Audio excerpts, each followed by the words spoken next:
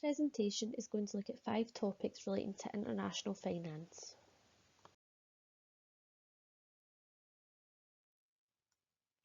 These are the 5 topics that are going to be covered in this presentation. This is the team who all contributed to this presentation: Adele Forsyth, Benjamin Gibson, myself Sophie Keenan, Nicole Maguire, who will be presenting later in the presentation, and Anne-Marie Murray. The implication of the Marshall-Lerner condition is that currency devaluation may be a cure for some countries' balance of payment deficits, but not for others. Evaluate this statement with reference to the empirical evidence.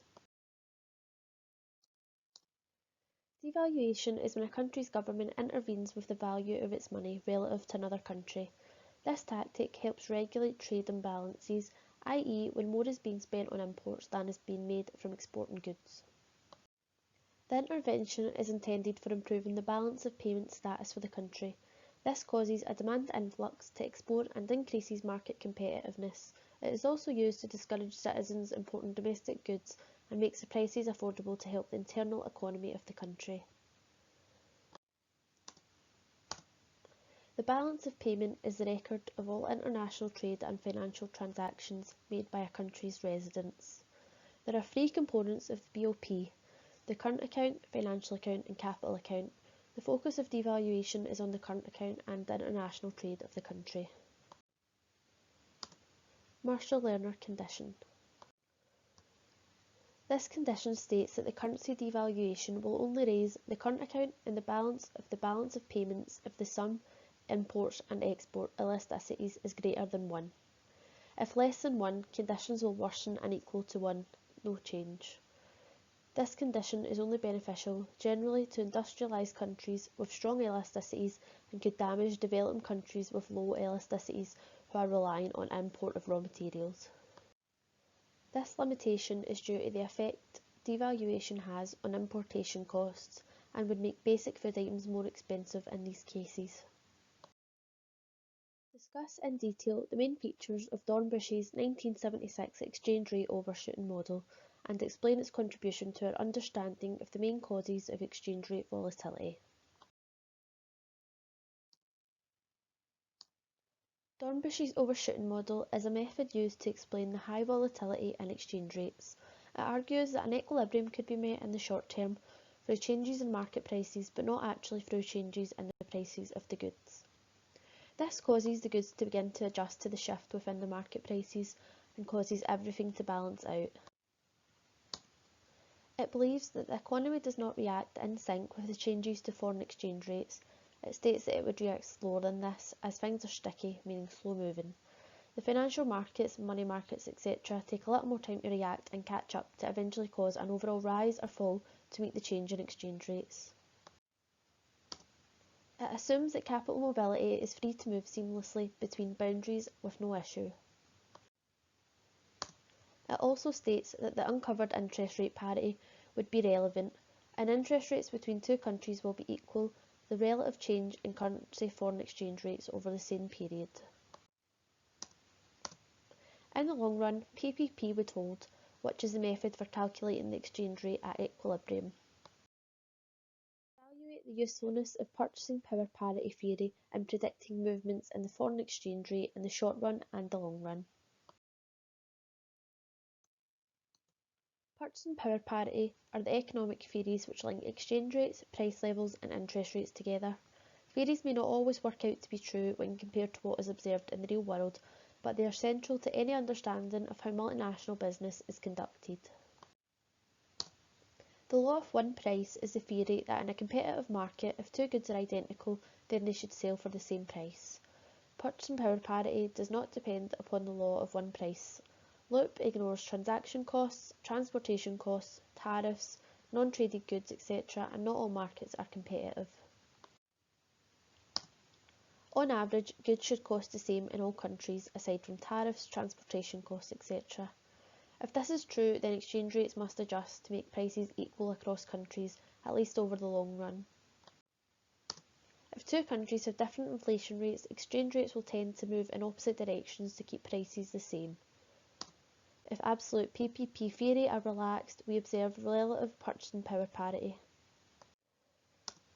This idea is that PPP is not particularly helpful in determining what the spot rate is today, but that the relative change in prices between countries over a period of time determines the change in exchange rates. Moreover, if the spot rate between two countries starts in equilibrium, any change in the differential rate of inflation between them tends to be offset over the long run by an equal but opposite change in the spot rate. Discuss the usefulness of options and futures contracts to hedge against foreign exchange risk. The foreign exchange market is a market where currencies from different countries are bought and sold.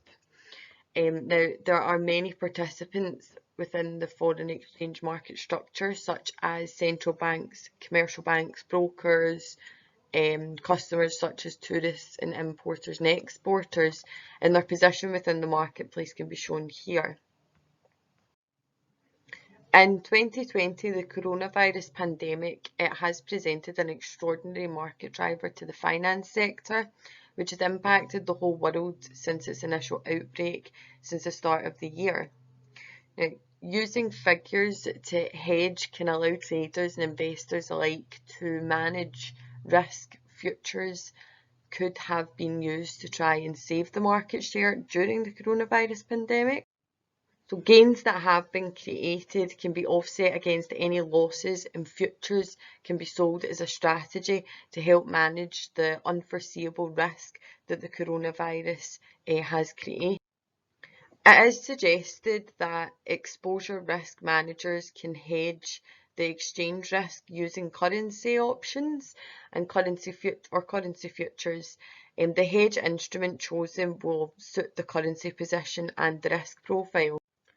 Although the coronavirus pandemic was unpredictable and unprecedented and could not have been foreseen, it is not to say that such historic events could not be repeated, and the foreign exchange market will continue to adapt to the pressures.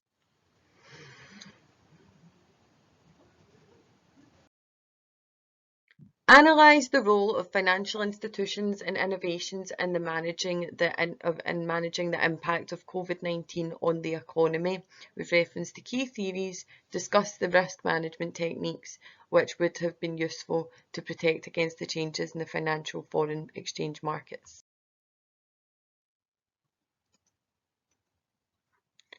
Global capital flows are an important driver of exchange rates, and to attract capital flows, countries need to have a healthy economy. The Bank of England has spent $200 billion during the first round of quantitative easing, and many financial institutions are part of the global market, which means events that happen, such as COVID, can affect their profitability. The International Monetary Fund. Now, since the start of the pandemic, over 100 countries have requested financial help from the IMF, and they have so far provided emergency assistance to 76 of those countries. Purchasing power parity. Now, this would be a useful to measure the impact of COVID-19 on countries as it compares different countries' currencies.